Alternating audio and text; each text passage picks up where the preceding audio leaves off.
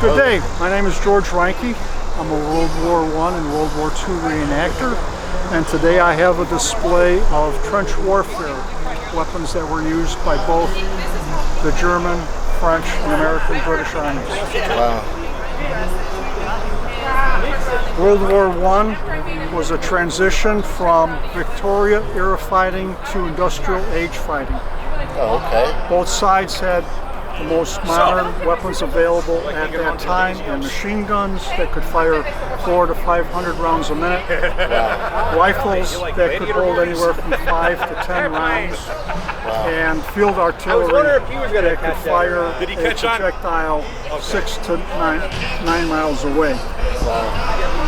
Those weapons in reality stopped the opposing attackers from being successful in their attempt to defeat each other. The British had thought that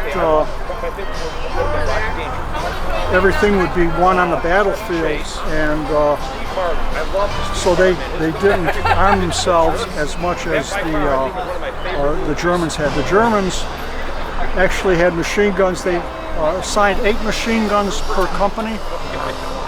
They had anywhere from 6,000 to 12,000 machine guns in the invasion of France that they had the armies supplied with. The British, for example, only had 2 machine guns per company. They didn't think that that was going to be as significant a weapon for the type of battle that they were going into. Another dominant factor was just the heavy artillery. Those shells were now being made out of steel versus cast iron, so the body of the shell was much thinner and you could put more explosive powder inside it. So now those shells actually became more dangerous because there was more shrapnel thrown into the air. That's what caused the soldiers on both sides to go in ground to seek shelter. At the beginning of the war, it was either a foxhole, hiding behind a brick, a large tree, whatever, for shelter cover. But because of the shrapnel blowing up over their heads, they had to find better cover to survive, and that created the trench systems of World War I. The trench line from Switzerland all the way to the Channel was about 480 miles. It's estimated that 25,000 miles of trench line was dug either by hand or by mechanical means by the end of the war. Look at all this amazing stuff.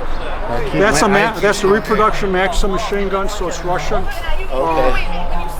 When the Germans defeated the Russians in the fall of 1914, they actually captured a lot of